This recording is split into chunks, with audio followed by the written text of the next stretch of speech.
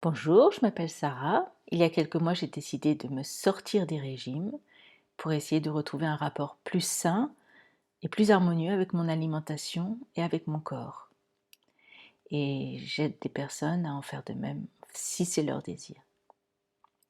Voilà, aujourd'hui j'avais une réflexion au sujet du fait qu'on n'est pas obligé de ressembler à une jeune anorexique avec la peau sur les os ou quelqu'un ayant un grave trouble de l'alimentation tel que l'anorexie à ce niveau-là ou la boulimie de façon très visible pour avoir un problème avec l'alimentation.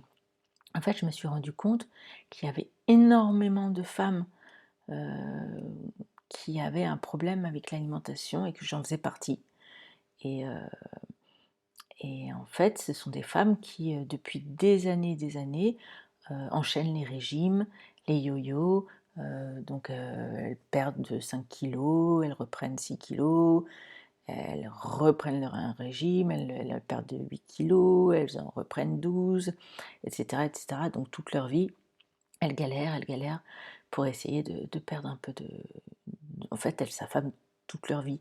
Donc parfois, vous voyez, c'est pas toujours des femmes qui ont l'air maigres.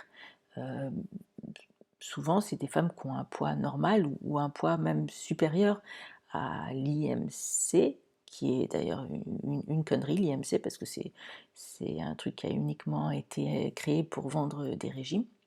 Mais bon, ça c'est une parenthèse. Mais donc, on n'est pas obligé d'avoir oui, d'être complètement, d'avoir un poids qui se situerait complètement en dessous de ce fameux IMC, ou d'avoir la peau sur les os, ou d'être clairement boulimique, ou clairement anorexique, c'est-à-dire de façon très visible, où les gens verraient tout de suite qu'il y a un problème. Il y a énormément de femmes pour qui ça ne se voit pas qu'il y a un problème euh, avec l'alimentation et malheureusement ben, c'est le cas.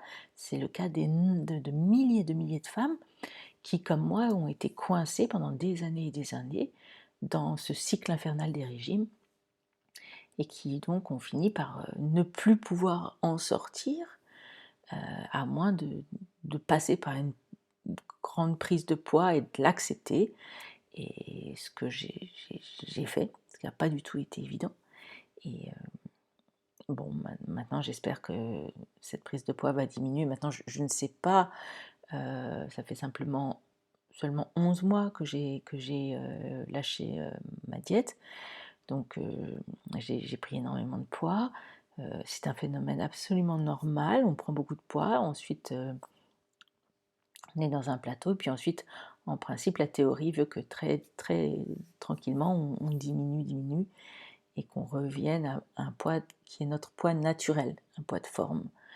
Et donc voilà, donc moi j'ai décidé de manger à ma faim, d'écouter mes signaux de faim, de satiété, de manger jusqu'à satiété et de voir là où mon corps allait me mener. Voilà, j'ai décidé de faire confiance à mon corps. C'est une machine extraordinaire. Le corps, c'est une machine miraculeuse. Enfin, c'est extraordinaire. Qui nous sommes, nous, pour prétendre savoir mieux que le corps ce dont il a besoin? Donc, je crois en cette théorie. Je crois qu'on peut faire confiance en notre corps et que s'il se rattrape dans un premier temps, quand on arrête les régimes, ce qui est bien normal, parce qu'il a été affamé pendant des années, ensuite, de lui-même, il finira par trouver son poids de forme, le poids dans lequel il se sent bien. Voilà, mais donc, je voulais simplement dire aujourd'hui qu'on n'a pas besoin d'avoir la peau sur les os, d'être clairement anorexique ou clairement boulimique pour avoir un problème avec l'alimentation. Et qu'il y a beaucoup de femmes qui ont un problème, qui rêvent de s'en sortir, qui n'en peuvent plus, qui souffrent énormément. Et je suis là un peu pour les représenter et pour essayer de les aider si c'est leur désir. Je vous embrasse, à la prochaine.